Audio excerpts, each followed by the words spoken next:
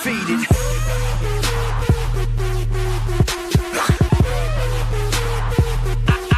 Undefeated.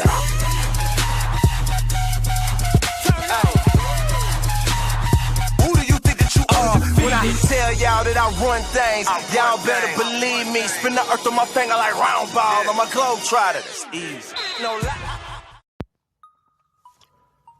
What up, everybody in the YTBC? So, just want to let everybody know that I'm going to be doing things a little bit differently from now on. As far as like comments and all that is concerned, I mean, ain't nothing really changing. You know what it is. You know, basic rules apply. Respect each other. Use common sense. Don't be race baiting and all. You know, it's just all that's going to remain the same. Now, what I'm going to be doing a little bit differently is how I upload things. Okay.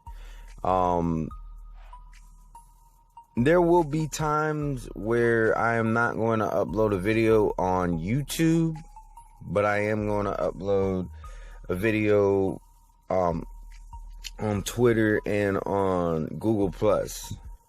Now, the reason why I'm going to be doing this is because YouTube has some some policies and some, and then I know it's all legal stuff,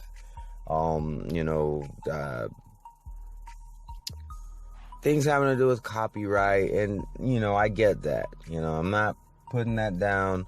I understand YouTube does what they got to do.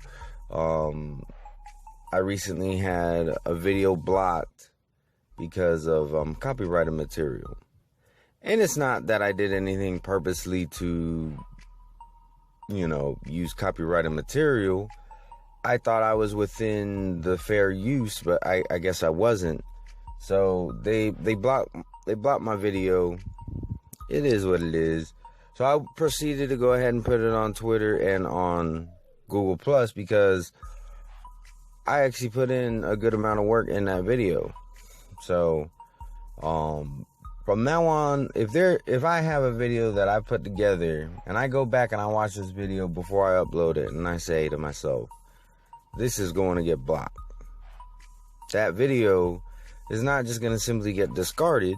I'm going to go ahead and proceed to put it up on Twitter and on Google+. I'm trying to think of how I can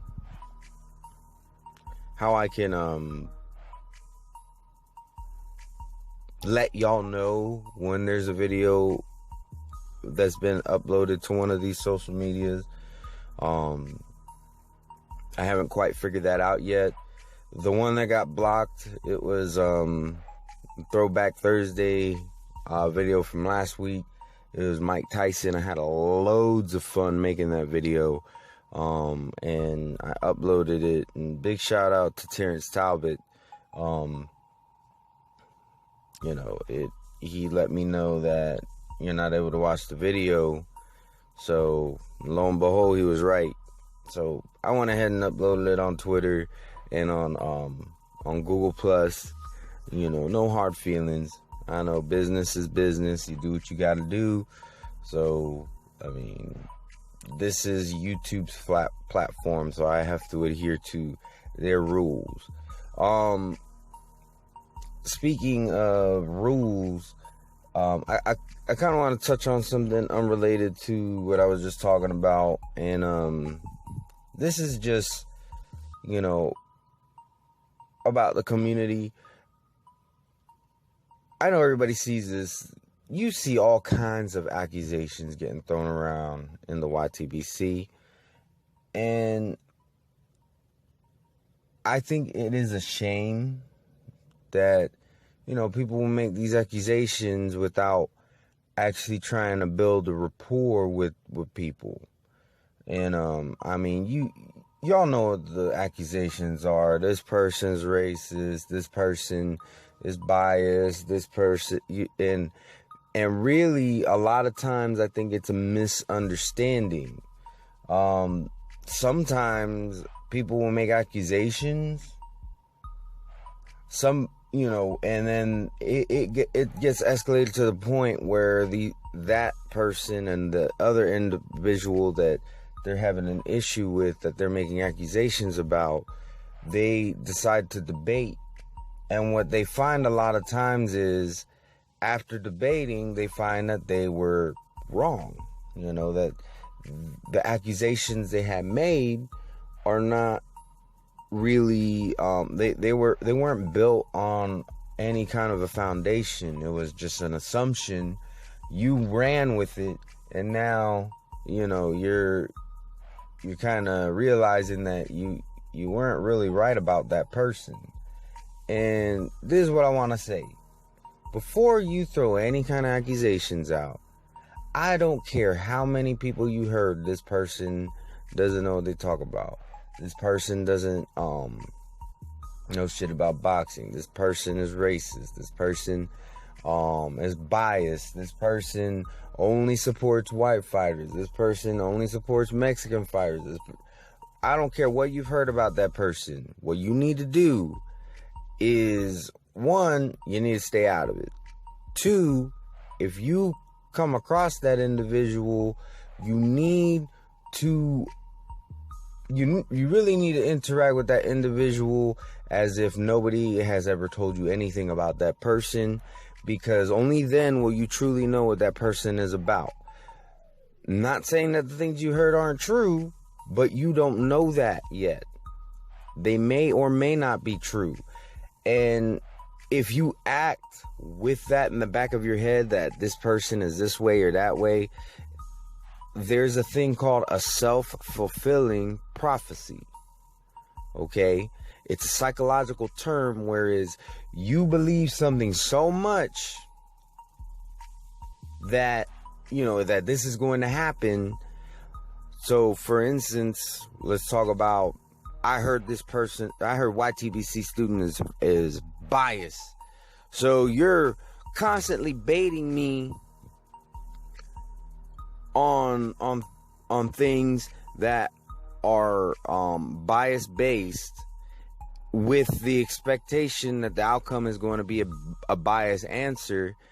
And to be honest, an opinion is going to be biased anyways. Okay, the thing is that opinion fair or unfair? But the thing is, when you have that self-fulfilling prophecy mindset, this person is this way, I'm going to ask them these questions, and they're going to say this positive thing about this fighter.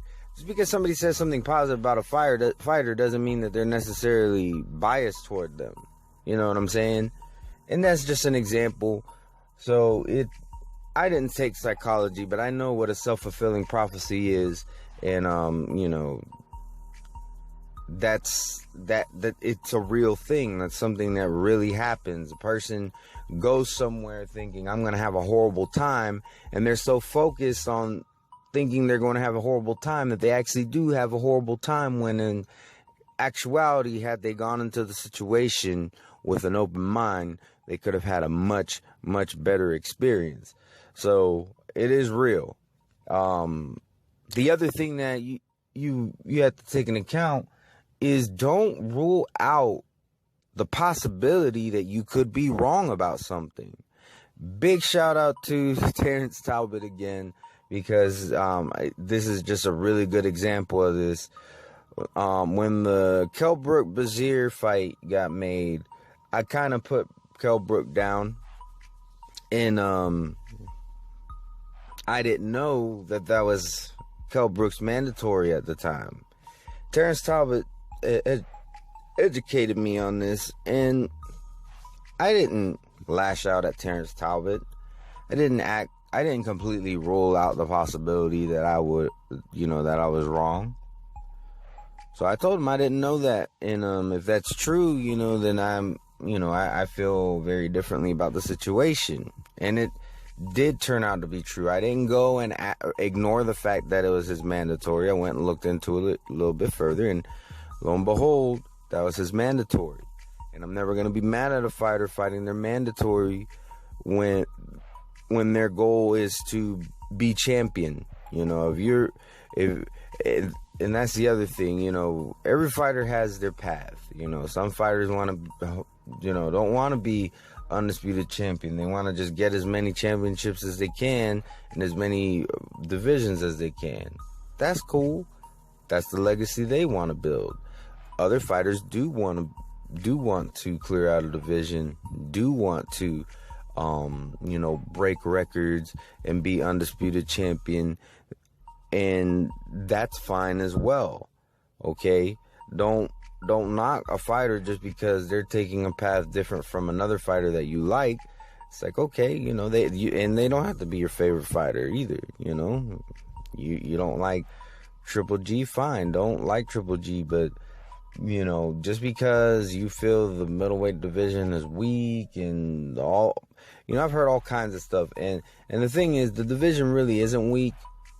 It's just, it doesn't have the big names. And I'm sorry, but I don't watch boxing for the popularity contest. I know there has to be some kind of popularity because you got to be able to draw a crowd. You know, you got to be able to get views because everybody's got to get paid.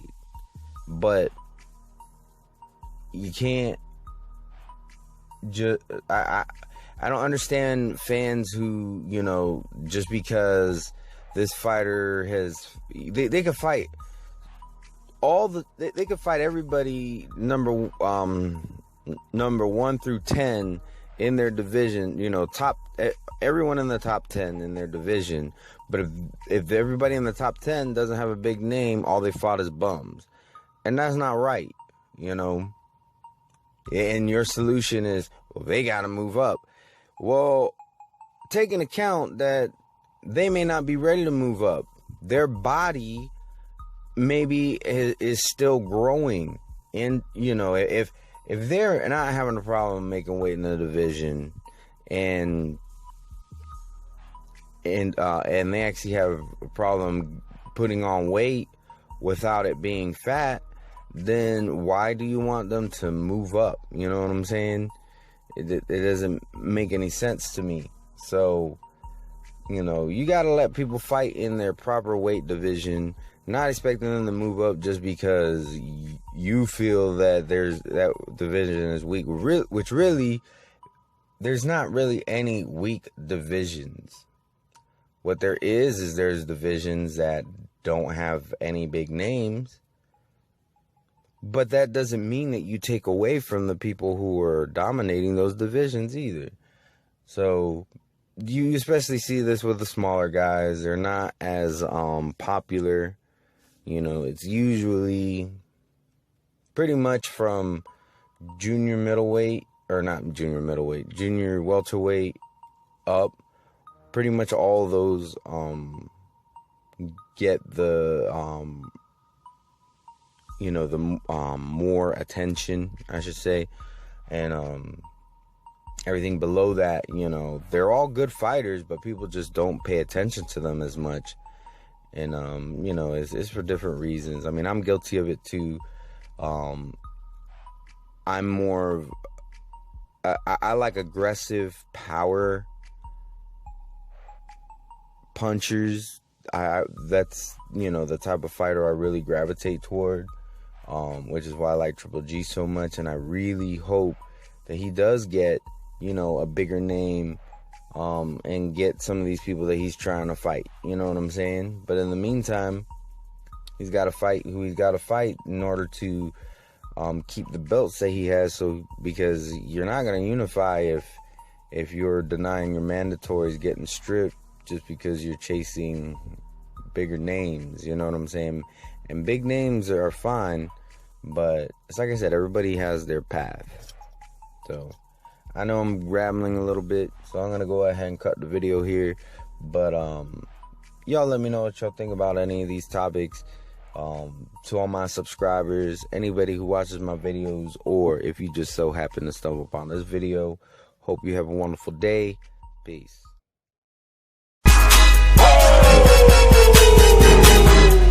How you think you don't stop the movement? You ain't that important, baby. I'ma keep moving.